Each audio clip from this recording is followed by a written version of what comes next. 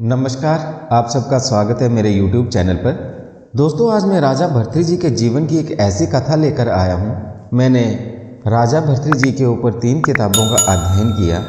उस अध्ययन के बाद अनेक अनुश्रुतियाँ निकली और अनेक मान्यताएँ निकली। उनमें से एक बहुत ही खूबसूरत कहानी आपके लिए लेके आया हूँ। जिनके मन में ये सवाल रहते हैं कि राजा भर्तृहरि जी का जन्म कहाँ हुआ था, वो कैसे उत्पन्न हुए थे और उनका पारिवारिक जीवन कैसा था, इसके बारे में आपको संपूर्ण जानकारी मिलेगी। तो गुजारिश रहेगी कि इस कथा को अंत तक सुने। राजा भर्तृहरि के जीवन चरित्र संबंध में अनेकों अनुश्रुतियाँ प्रचलित हैं। उनसे संबंधित एक अनुश्रुति के अनुसार राजा भर्तृहरि मालवा नरेश गंधर्वसेन के पुत्र थे। भर्तृहरि बचपन से ही उच्च प्रवृत्ति के थे। गंधर्वसेन की मृत्यु के बाद मालवा का शासन मिल गया। भर्तृहरि शासन पाकर भोग विलास में अकंठ डूब गए। फिर तो भर्तृहरि का लगभग सारा समय रनिवास में ही व्यतीत होने लगा। उनके सेवक सुंदरियों की खोज में राज्य भर में फैले रहते थे। सुंदरियों को भर्तृहरि के रानीवास में लाने के लिए वे साम दाम दंड भेद प्रत्येक प्रकार की रीति नीति काम में लाते थे। रात दिन सुंदरियों के मध्य रहते हुए भर्तृहरि विलासी से महाविलासी हो गए। राजा भर्तृहरि हर समय अपनी विलासिता में ही मगन रहते थे। अनेक सुंदरियों से संबंध रखना उनका मूल स्वभाव बन गया था। वे निम्न स्तरीय सुंदरियों से भी संबंध रखने में कोई संकोच नहीं करते थे। उन्हें केवल उनके रूप यौवन से ही मतलब होता था। उनके रनिवास में अनेक शूद्र सुंदरियां भी थी। रूपलेखा नामक एक वैश्या, जो रूप यौवन का साक्षात अवतार थी, रति क्रीड़ा में अत्यंत पटु थी। उनके संपर्क में सिर्फ एक बार आ चुका पुरुष उनके पास बार बार आए बिना नहीं रह पाता था। रूपलेखा के पास आने वाले उसके यहाँ हर समय ही मौजूद रहते थे। राजा भर्तृहरि पर किसी भी प्रकार का कोई बंधन नहीं था। राजा होने के कारण जब भी वे चाहते तब उसके पास जाकर उनके रूप यौवन का सुख प्राप्त करते थे। प्रजा की उन्हें किसी प्रकार की कोई चिंता नहीं थी। वे हर समय केवल सुंदरियों के लिए ही चिंता मग्न रहा करते थे।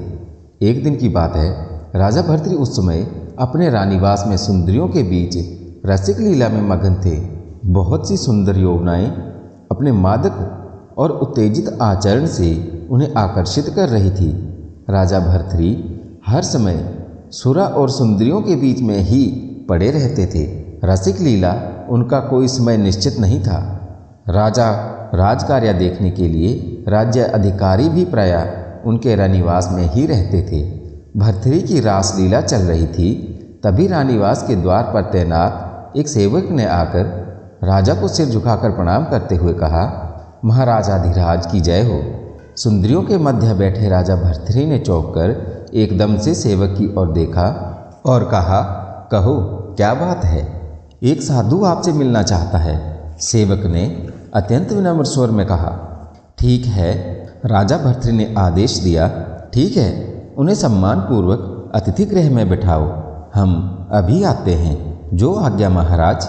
सेवक ने सिर झुकाकर हाथ जोड़ते हुए कहा और वहां से चला गया। राजा भर्तृहरि को सुंदरियों के बीच से उठकर आगंतुक से मिलने जाना बिल्कुल भी अच्छा नहीं लग रहा था। विवशता ये थी कि आगंतुक साधु था, इसीलिए मिलना भी आवश्यक था। अतिथि गृह में राजा भर्तृहरि ने आकर देखा कि उनके सामने एक वृद्ध परंतु अत्यंत तेजस्वी, दूध के समान श्वेत दाढ़ी वाला, गेरुआ वस्त्र पहने साधु विराजमान था। श्री चरणों में नमन। भर्तृहरि ने अपना सिर झुकाकर उस साधु को प्रणाम किया। आयुष्मान भव। उस दिव्य साधु ने अपना हाथ उठाकर राजा को अपना आशीर्वाद दिया। आज्ञा कीजिए भगवन। साधु ने अपने अत्यंत गंभीर और रोबीले स्वर में कहा, बस राजन, हम यहाँ तेरे दर्शन के लिए ही आए हैं। तेरा राज्य चिरकाल तक बना रहे, तू शतजीवी हो। ये कहते हुए साधु ने अपनी झोली से एक विचित्र प्रकार का फल निकाला और राजा भर्तृहरि के हाथ पर रख दिया। राजन, ये एक सिद्ध फल है। इसके विषय में केवल ज्ञानी ऋषि मुनि ही जानते हैं, अन्य कोई नहीं। इस फल को खा लेने से व्यक्ति निश्चित ही कई सौ सालों तक सुखी जीवन जीता है। मेरे पास ये फल लंबे समय से सुरक्षित है। इसे मैं इंद्र के नंदनवन से लाया था। अब मैं कैलाश पर्वत पर शिवत्य प्राप्त करने जा रहा हूँ। जाते समय ये फल मैं तुमको दे रहा हूँ। भर्तृहरि को वह दिव्य फल देकर अत्यंत विस्मय हुआ। उसने कृतज्ञता के साथ साधु के तेजस्वी मुखमंडल की तरफ देखा और प्रसन्न होकर साधु से फल ले लिया। राजा भर्तृहरि उस साधु के मुखमंडल का तेज और व्यवहार देखकर आश्चर्यचकित रह गए। उन्हें पूर्ण रूप से विश्वास हो गया था कि वे अवश्य ही कोई बहुत पहुंचा हुआ सिद्ध महात्मा है। साधु द्वारा दिए गए फल को लेकर भर्तृहरि प्रसन्नतापूर्वक रानीवास में वापस लौट आए। दोस्तों, यहाँ पर आपसे एक गुजारिश करना चाहता हूँ, अगर अभी तक आपने मेरा चैनल सब्सक्राइब नहीं किया है तो कृपया चैनल को सब्सक्राइब कर लें ताकि आपको इसी प्रकार की कथाएं मिलती रहें। वहाँ उपस्थित दासी के शरीर पर हाथ रखते हुए भर्तृहरि ने कहा, हे सुंदरी, ये फल अनंग सेना के शयन कक्ष में रख दो। उसे सूचित करो कि हम पधार रहे हैं। दासी ने सिर झुकाया और फल लेकर चली गई। सुंदरियों ने जब राजा भर्तृहरि के मुख से अनंग सेना का नाम सुना तो उनके चंद्रमा के समान सुंदर मुखों पर एकदम उदासी छा गई। अनंग सेना राजा भर्तृहरि की सबसे प्रिय रानी थी। उसके बाद पिंगला का स्थान था। राजा भर्तृहरि कुछ समय तक वहां रुके, फिर वे अनंग सेना के महल की ओर चले गए। अनंग सेना परम सुंदरी थी।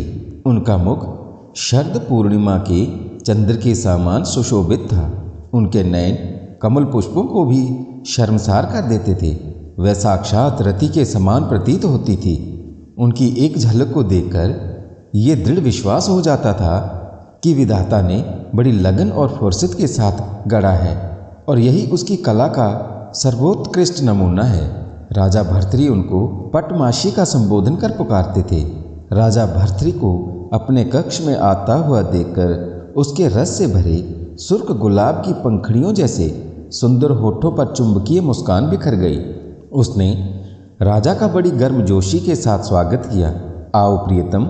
राजा भर्तृहरि को वह अपने शयन कक्ष में ले गई।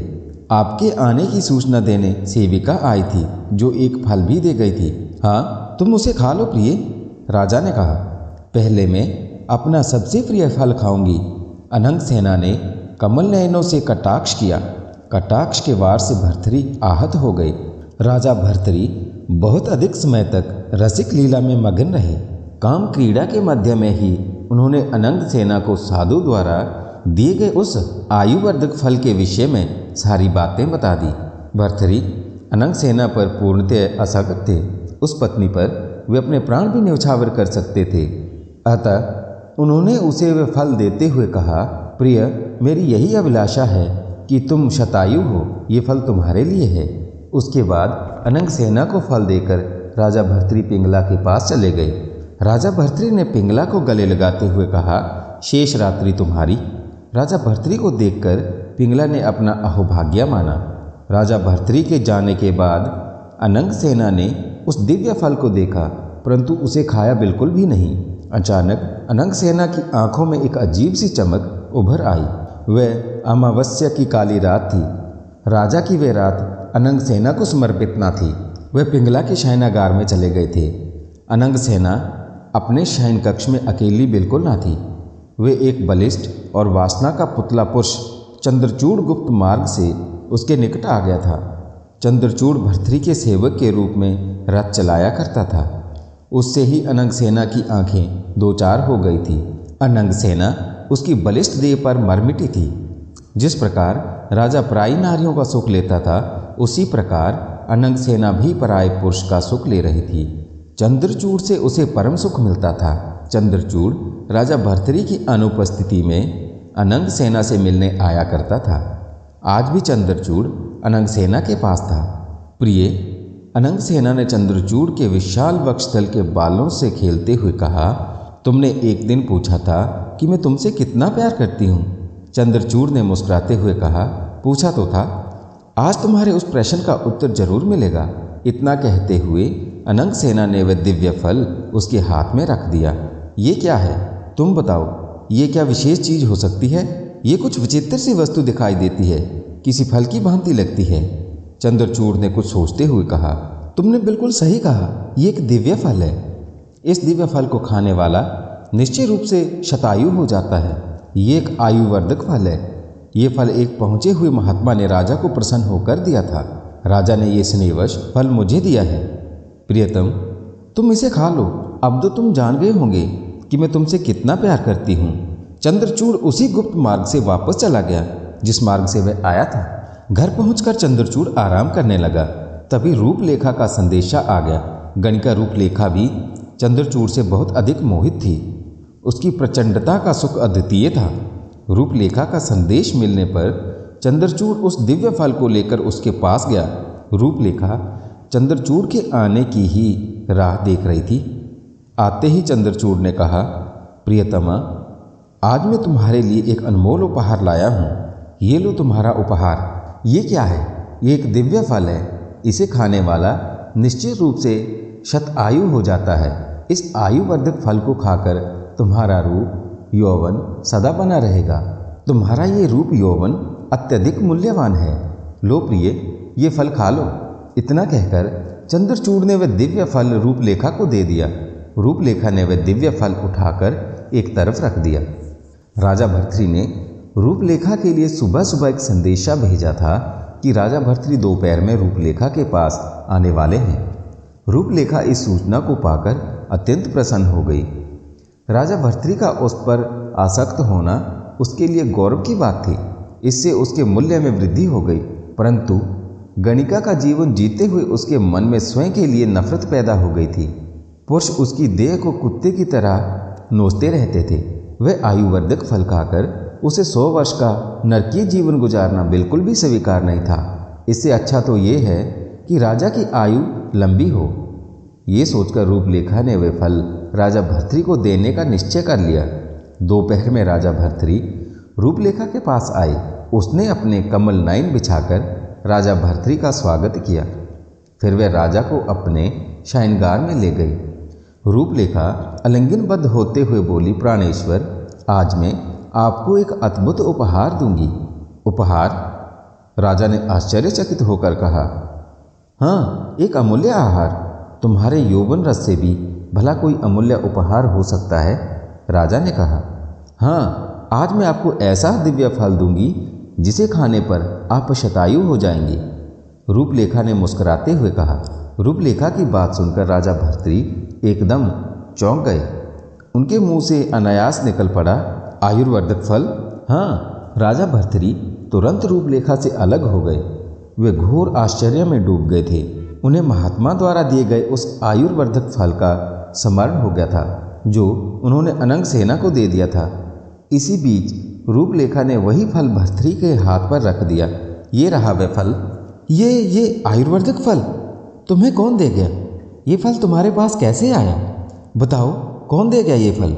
भर्तृ कभी फल को देखते तो कभी रूपलेखा को। रूपलेखा भय के मारे बुरी तरह से कांप रही थी। रूपलेखा राजा भर्तृ के विस्फारित नेत्रों को देखकर बुरी तरह घबरा गई थी। बताओ। रूपलेखा ने कांपते हुए स्वर में कहा, राजन, मैं ठहरी एक गणिका। मेरे पास कई पुरुष आते हैं। भर्तृ क्रोध तथा आश्चर्य से कांप रहे थे।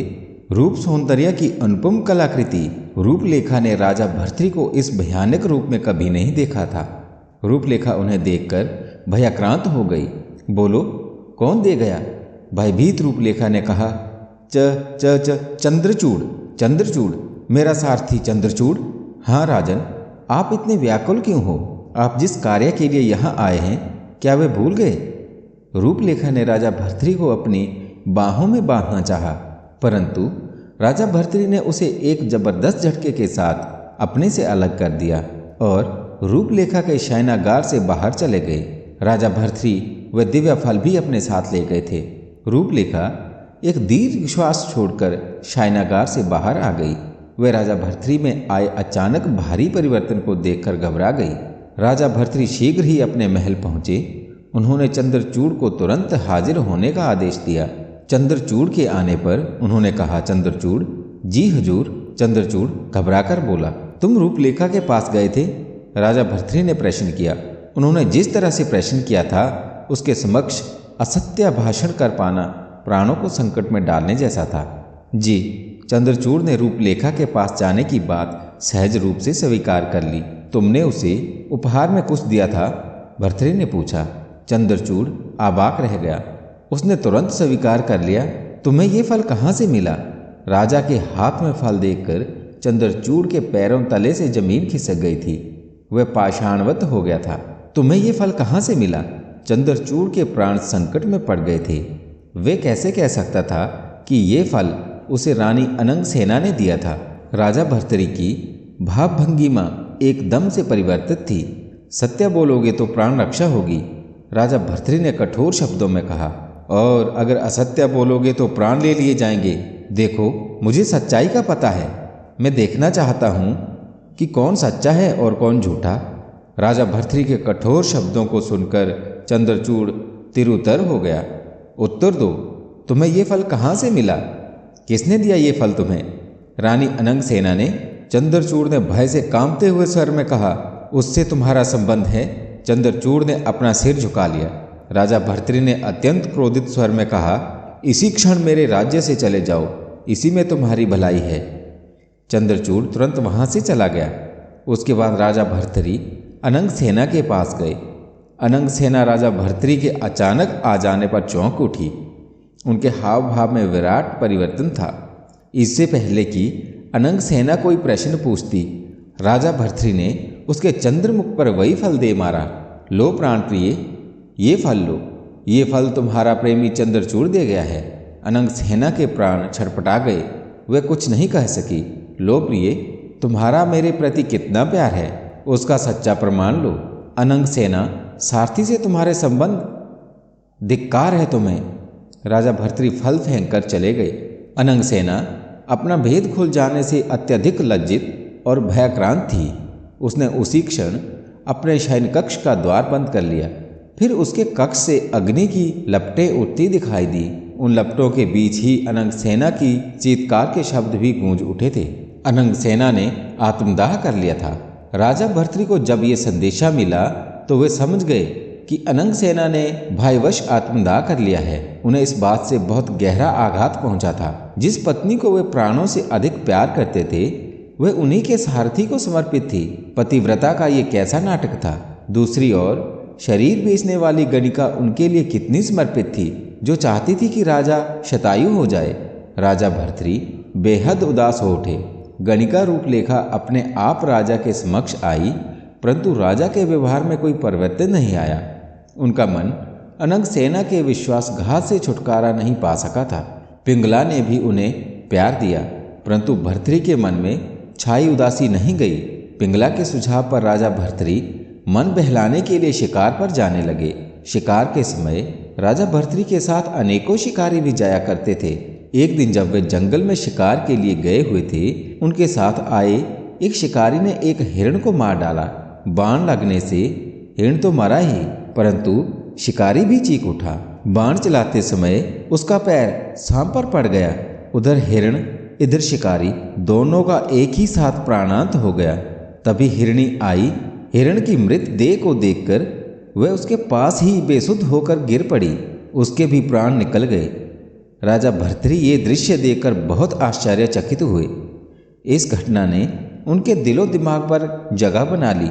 शिकारी की मृत देह जब उसके निवास स्थान पर लाई गई, उसकी पत्नी भी उसी के साथ सती हो गई। राजा भर्तृहरि को ये सब देखकर बड़ा आश्चर्य हुआ। अपने महल में आकर राजा भर्तृहरि ने रानी पिंगला को सारी बात बताई। उनकी बात सुनकर पिंगला हंस पड़ी और कहने लगी, इसमें आश्चर्य की क्या बात है प्रियतम?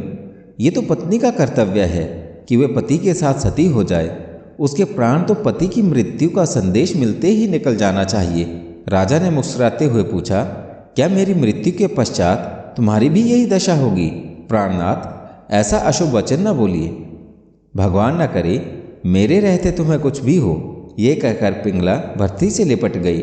अनंगसेना ने उसके साथ बड़ा भारी विश्वासघात किया था, अतः उन्हें पिंगला की बात का भी विश्वास न हुआ। एक दिन राजा भर्तृहरि जंगल में शिकार करने गए हुए थे। वहां के रमणीक वातावरण में उनको एक सन्यासी दिखाई पड़ा। राजा भर्तृहरि उस सन्यासी के निकट पहुंचे। उन्होंने सन्यासी को श्रद्धापूर्वक प्रणाम किया। सन्यासी ने राजा भर्तृहरि को आशीर्वाद दिया। महात्मन, राजा ने कहा। कहो राजन। महात्मा मुस्कुराए। स्त्री क्या है? राजा भर्तृहरि ने प्रश्न किया। राजा भर्तृहरि का प्रश्न सुनकर सन्यासी हंस पड़ा। बोला, राजन, नारी सब कुछ है और कुछ भी नहीं। वह माता है, बहन है, पत्नी है, पतिव्रता है, गणिका है, मल्लेच है। इसमें सब कुछ है। श्रृंगार है, वैराग्य है और नीति भी है। क्या नहीं है उसमें? साधु की बात सुनकर राजा भर्तरी अत्यंत गंभीर हो गए। उनके मन मस्तिष्क में साधु का कहा एक एक शब्द अंकित हो गया। वह चुपचाप महल लौट आए। महल में आने पर उनको पता चला कि एक व्यक्ति को शेर ने मार डाला है। उसकी रक्त रंजित देह पड़ी हुई है। राजा भर्तरी उसे देखने गए। उन्होंने अपने वस्त्र उस व्यक्ति के रक्त में भिगो दिए और एक सेवक से बोले, रानी पिंगला को ये वस्त्र दिखाकर कहो कि राजा को शेर खा गया है। याद रहे, ये बात किसी को कानो कान भी पता नहीं चलनी चाहिए। सेवक राजा भर्तरी के रक्त से सने हुए वस्त्रों को लेकर पिंगला के महल में जा पहुंचा। रानी पिंगला सेवक के हाथों में राजा के रक्त रंजित वस्त्रों को देखकर चीख पड़ी। हाय प्राणनाथ कहकर उसने उसी समय प्राण त्याग दिए। सेवक ने जाकर राजा भर्तरी को पूरी घटना सुनाई। राजा भर्तरी आश्चर्यचकित रह गए। उन्हें सेवक की बात पर सहसा विश्वास नहीं हो पा रहा था। क्या पिंगला ने सचमुच प्राण त्याग दिए? हाँ राजन, सेवक ने उत्तर दिया। राजा भर्तरी को बड़ा गहरा आघात लगा। उनके मन मस्तिष्क में सन्यासी द्वारा कहे गए एक एक शब्द गूंज उठे। नारी श्रृंगार है, वैराग्य है और नीति भी है। वह कुछ समय के लिए पाषाणवत हो गए। वह वापस अपनी राजधानी लौट आए, परंतु उन्होंने राष्ट्रीय वस्त्र धारण नहीं किए। उन्होंने सन्यासी वेश धारण किया और जंगल की तरफ चल पड़े। महाविलासी राजा भर्तरी अंततः वैरागी हो गए। उन्होंने जंगल जंगल, पर्वत पर्वत पद यात्रा की। उनके मन मस्तिष्क को कहीं भी शांति नहीं मिल पा रही थी। पल प्रतिपल वे भटकते ही रहे। अलख निरंजन। राजा भर्तरी को एक गंभीर स्वर सुनाई पड़ा। वे चौंक गए। देखा तो एक दिव्य पुरुष उनके सम्मुख खड़ा था। उन्होंने उस दिव्य पुरुष को आदर से सिर झुकाकर प्रणाम किया। वह दिव्य पुरुष गुरु गोरखनाथ थे। उन्होंने राजा भर्तरी को अपना आशीर्वाद दिया। गुरु गोरखनाथ भर्तरी को अपने साथ ले गए। उन्होंने भर्तरी को अपना शिष्य बनाया और योग साधना की दीक्षा दी। तो दोस्तों, ये थी राजा भर्तरी परिचय की संपूर्ण कथा। अगर आपको कथा अच्छी लगे तो कृपया मेरे चैनल को सब्सक्राइब करें, वीडियो को लाइक करें और शेयर करें। जय गुरु गोरखनाथ।